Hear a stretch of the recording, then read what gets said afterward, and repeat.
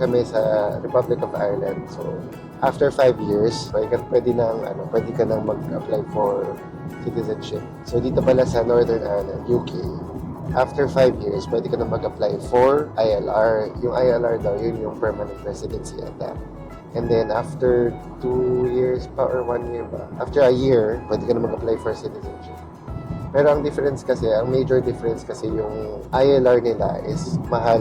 So, sa Ireland, Republic of Ireland, ang binayaran lang namin for citizenship fee is, meron pa silang tinatawag na Life in the UK test. Good morning from Belfast. Uy! Morning guys, day 2 namin dito. It's our day 2. It's our day 2. It's our second day dito sa Belfast. Yeah, it's a nice morning. -1 degree. Grabe, ang lamig, no?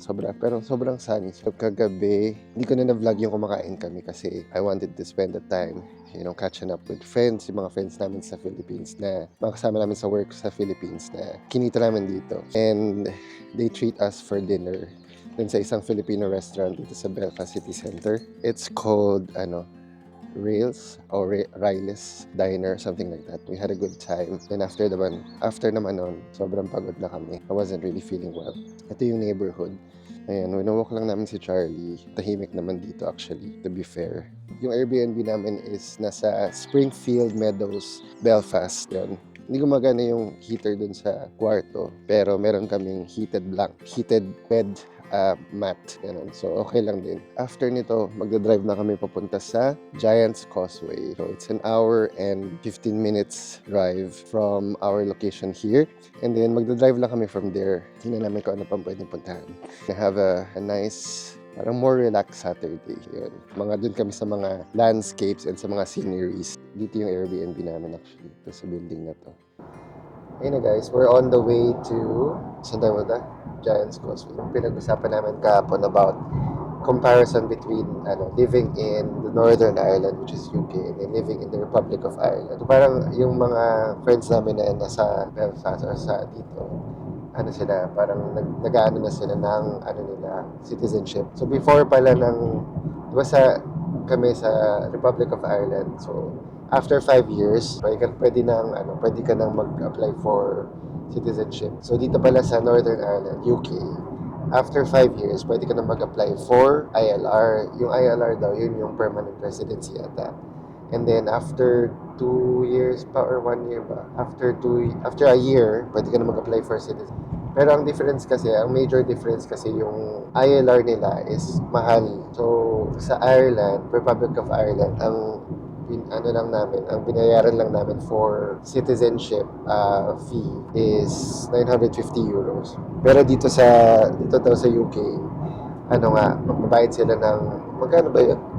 2,880 for everything. Hindi, parang yata sabi, parang application of ILR plus application of citizenship later, a year later, and everything will cost around 5,000 yata, no? 5,000 per person. 5,000 pounds per person. So, napakamahal din talaga. And then, versus sa 950 euros, parang 1,000 pounds or less than 1,000 pounds sa Republic of Ireland. So, mas mahaba yung proseso nila dito sa Northern Ireland kumpara sa Republic of Ireland. I-ask din yung buhay nila dito sa UK, sa Northern Ireland. Kung alam mo pag nag-apply ka from one hospital to, parang pag nag-apply ka sa, ano yung sinasabi nila about band 5, babalik ka sa pinaka-base, entry level,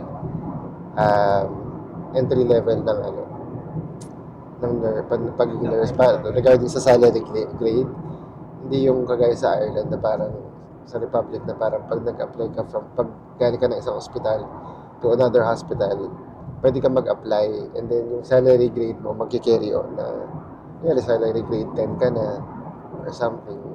Mag-apply mo sa next hospital mo, salary grade 10 ka pa rin. Pero dito yata, Parang ang sinabi niya, pag galing siya sa care home, and then mag-a-apply siya sa trust, sa NHS, sa pinakamadaling way para matanggap siya is mag-a-apply siya as band 5, which is bababa siya ng isang band yata or something like that. So which is yung salary is mas mababa. Pero doon yung mas madali mag-apply. Pero pwede ka rin naman daw mag-apply as band 6, yung medyo higher na, pero mas mahirap daw makapasok. Parang ganun, yung pagkakaintindi ko. Well, it's a little bit more complicated than what we experience in the Republic of Ireland. Ayun lang, yun lang naman yung major difference. Pero yung parang life here, sabi nila okay lang naman daw talaga. Pero yun nga, ang major nila na parang sinasabi is parang mahirap makaipon before ka maging resident. Parang mahirap makaipon kasi marami kang babayaran, marami kang pinaprocess, marami kang pag-iipon. Pero after citizenship siguro sabi nila medyo wala na raw masyadong gastos with regards to mga citizenship, ILR. Meron pa silang tinatawag na Life in the UK test, which is madali lang naman daw, para siyang 24 items lang na multiple choice yata about, magtitake ka ng test about history ng UK, mga ganyan-ganyan. So parang yun yung iti-take mo before ka mag-apply for ILR. ILR, which is ano yata yun, indefinite leave to remain. Hindi ko sure, pero lagay na lang natin dyan. Indefinite leave to remain in UK. So parang permanent resident ka na. So pag may ILR ka na, if pumunta ka dito sa UK based on sponsorship, ibig sabihin pag may ILR ka na, pwede ka na mag-resign anytime and mag-apply anywhere. Parang hindi ka na natag dito. Hindi ka na dun sa employer. So, yun lang guys. Yun lang ng pag-usapan namin, and then kamustahan lang about sa life, and then mga nag-reminisce lang kami about sa work namin before. And yun lang, then umuwi na kami after. So, yun. Na guys, andito na kami dumating na kami sa may Causeway Coastal Car Park. Kasi dito yung, nirecommend ng Irish Road Trip vlog na mas mura daw. 20-minute walk from here to the visitor center ng Giants Causeway. And dito merong toilet, may gallery and workshops. Pero mukhang sarado siya. Magsa-start na tayo mag-walk from here going to the visitor center ng Giants Causeway. Wow, ang ganda. Kanta mo yun doon sa parang gusto mag-fly ng drone dito. Doon. Ganda. Nagbayad pala kami ng 10 pounds para dun sa parking for the day na yon. So for the whole day, 10 pounds. Stop lang tayo dito to get some drone shots, and then walk na tayo ulit.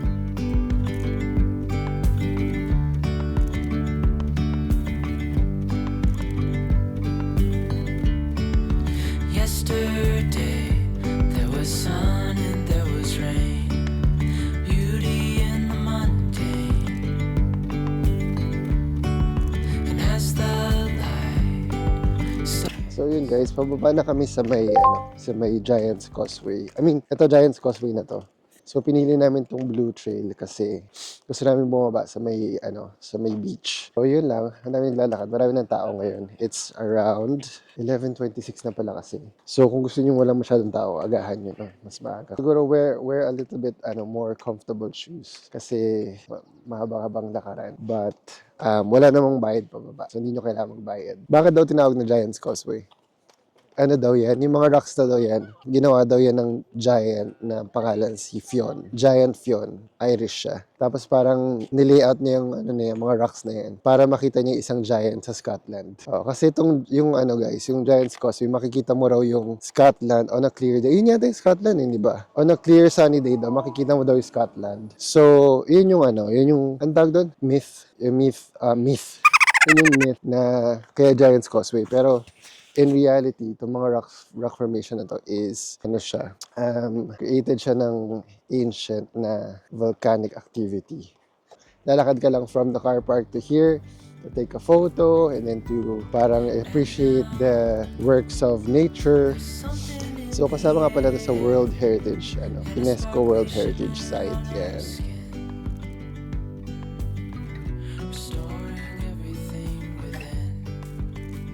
guys, medyo struggle lang no, sa pagpapapicture. Kasi parang ang daming tao. So, kailangan mo makipag-agawan sa spot. Sabi no, tingnan nyo yung mga rocks. Iba-iba silang sizes. Nakaka-amaze. Yun eh. Pwede rin bumaba sa baba. Try namin bumaba dun sa malapit sa may... Ah!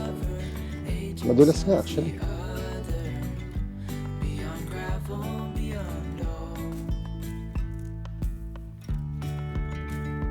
So guys, we're gonna say goodbye to the beautiful Giants Causeway. Goodbye to you. So yun guys, pupunta na tayo sa second destination natin, which is yung most visited tower sa may Northern Ireland, sabi nila. Guys, nandito kami sa town ng Bushmills. Just a bit of a drive after nung Giants Causeway. Nandito kami para maghanap ng kakainan. So, meron kami nakita ng Centra, which is yung parang counterpart ng 7-Eleven dito sa Ireland. Siyempre, nagtitipid kami ngayon because, yun, para makatipid. Dahil mahal na yung Airbnb nga, diba? 200 plus. So anyway, we'll just grab parang sandwich, ganyan, tapos parang inumin. And then, pupunta na kami doon sa second destination namin for today's video, the Mosenden Temple. the Mosenden Temple. Yan. Ito si Charlie nasa likod na naman. Kasi pagod na siya maglakad. That's it. Let's go. Let's enjoy the weather. So guys, may Centra dito. And we're going to find something to eat. So, can we eat there with our dog in the bag? Is that okay? It's alright. Thanks very much. Ito lang order namin. Spicy chicken wrap and then itong iced coffee. Tapos sa kanya ko, bumili rin kami ng water for later. So ang binayaran namin is 13.70 pounds. Which is kung kakain kayo sa isang restaurant, 13.70 is good for one pa lang. Mamaya ka na kain? Sarap, no? Sulit siya. Guys, dito na kami sa nag-stop over kami sa may Dark Hedges. Parang 15 minutes away from Bushmill. So, from sa town kung saan kami kumain. Yung car park dito, dami namang spots, pero I don't know if it's free nakalagay kasi 5 pounds. Ito yung lugar ng the walk towards the Dark Hedges. Yeah. So, meron ditong maliit na the Dark Hedges pantry. Pwede pa lang kumain dito eh. Oo, pwede. Nice, no? So mga hindi na alam yung Dark Hedges. The Dark Hedges, yun yung stretch of road kung saan na-feature sa Game of Thrones. Ito. The Dark Hedges this way. Sa season 2, episode 1. 2 minutes of walking from the car park. Ito rin yung Dark Hedges. Wala rin naman kayong babayaran dito. It's all for free. Ang ganda kasi pang 3 o'clock, wala masyadong tao. So siguro it's a nice time on a Saturday. Ganda siya. Tahimik lang din. So, yan o. Para kayo naglalakad sa movie set. Diba? Asan ang mga dragons? Asan ang mga kalisi. Mother of the Dragons. So, siguro kung fan na fan kayo ng Game of Thrones, ma-appreciate nyo talaga itong Dark Hedges. Kung di naman, ang ganda lang ng siyang place na mag-walk, no? I think hindi siya ganun na-appreciate nun kasi wala siya mga dahon pa. Ganito na talaga to eh. Hindi talaga siya Hindi madahon. siya madahon. Kasi ganito tong sa Game of Thrones, wala silang dahon. Ang ganda, walang tao, kami lang tao. May tao sa likod natin. Oh, we're lucky. So, it's nice to see. Siguro, bili kayo ng kasi kaka-coffee ko lang. Bili kayo ng coffee or something to drink dun sa Dark Hedges pantry. Yung coffee shop doon. And then, just enjoy your walk here dito sa Dark Hedges. Yun yung mas maganda. Usap kayo, whatever. Picture kayo. And then, that's it. That's just a relaxing way to do something to do here na hindi ka magbabayad ng fee or something na kailangan mong gumastos. Welcome to Downhill Venice.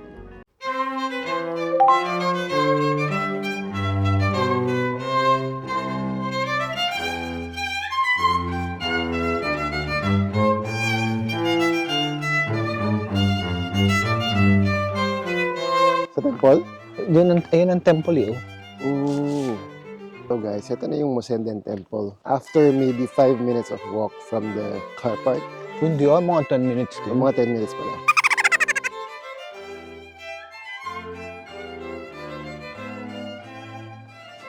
Look at the view. Diba? Overlooking the Atlantic Ocean.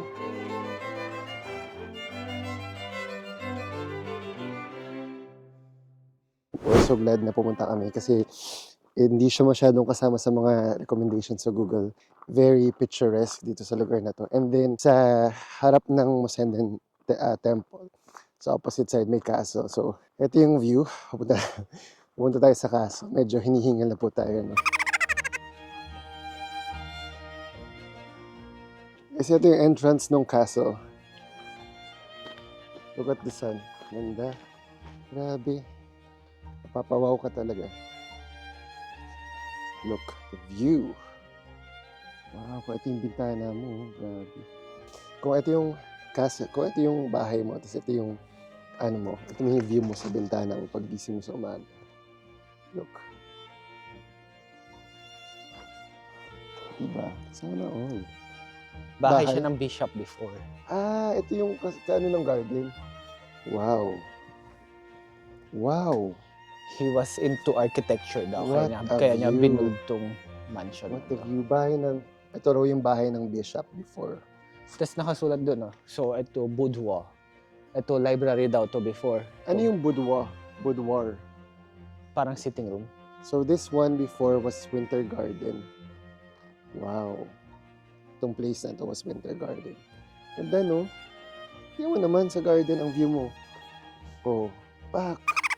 Yung walled garden before na napakita ko sa inyo, kasama siya dito sa estate na to. Isang malaking estate. Look, oh, tapos parang yung windows niya talagang, Tapos Oh. meron pang parang temple din doon. Mas maliit na to. ano. Hello, bubu. Kisadi. Dapat ko magsalita kasi ikaw yung may boses. Hello guys, welcome back to the channel. Hello guys, good morning. It's our day 3 here dito sa Belfast. Pauwi na kami today, pasensya na wala ang boses. So, we decided to eat So, yun na nga, guys. We decided to eat somewhere sa coffee shop ng masarap na breakfast. Kinain lang namin for dinner is yung adobo na baon namin. So gutom na gutom kami ngayong umaga. So ngayon, naghanap kami ng pwedeng kainan na pwede yung dog. So ito yung nakita namin. It's called Lamppost Cafe. Parang Narnia siya, theme. So nakita ko lang siya sa Google. Okay, let's go.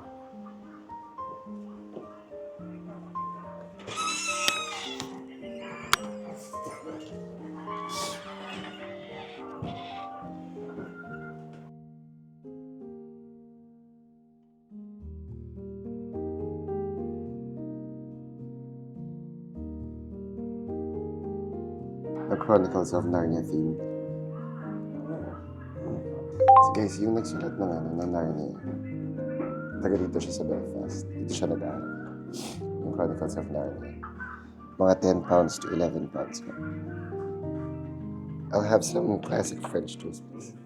And we can order cappuccino for Charlie.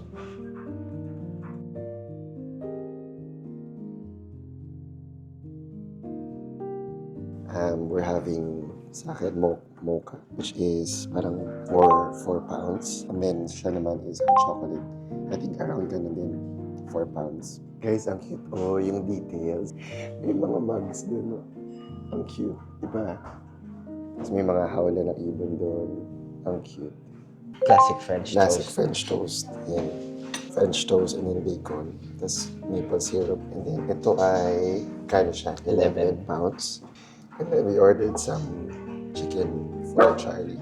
Charlie, Charlie. you want some chicken? That's for you.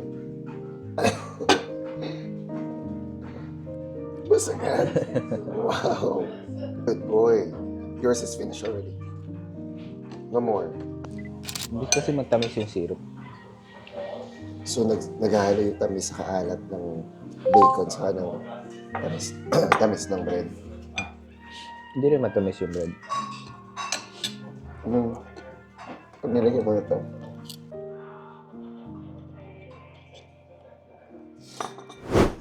So guys, nandito na kami ngayon sa may, punta kami sa may Botanic Gardens dito sa may katabi ng Queen's University. Free lang din naman to eh. So, naghahanap kasi kami ng place para mag-walk. Tingnan mo, wow. Tapos yung mga tao nakaupo lang sila. Mm. Ayun guys, doon naman sa kabila, nandun yung Ulster Museum. Hindi na kami papasok kasi may kasama may aso. Pero maganda lang dito, nasa siya, no? Nasa middle ng city center, itong park. So parang in the middle of the city center, meron parang ganitong lugar. Pwede kayo mag-relax, pwede kayo mag-walk ng dog. And pwede nyo ma-enjoy yung katahimikan. Yung mga nandun, mga nakaupo lang sila talagang ini-enjoy lang. Ini-enjoy lang nila yung sun, yung huli ng mga ibon. Wala silang ginagawa. Just sitting in silence. Wow. Ang init, guys. Ay, akala ko totoong ibon. Totoo ibon niya. Totoo siya. Ay, hindi siya natatakot. Nakatakain. Akala mo joke lang.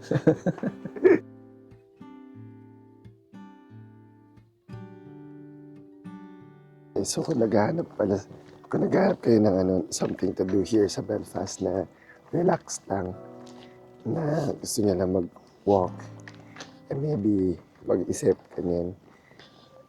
This is one of the nicest thing to do here is magpunta dito sa Botanic Garden. Very, very peaceful environment. And ang ganda ng view.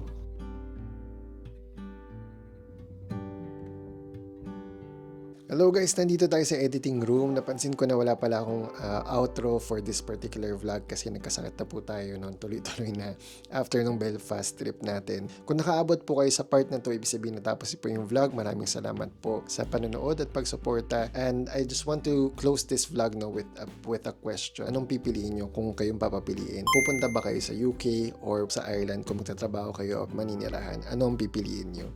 Yun, comment down in the comment section below. Kagaya nga ng ginawa ni Grace Manalo 3335 and ni Juki Guanzon 826 and si Kyle Don Velasquez 536 mo UK or Ireland and why.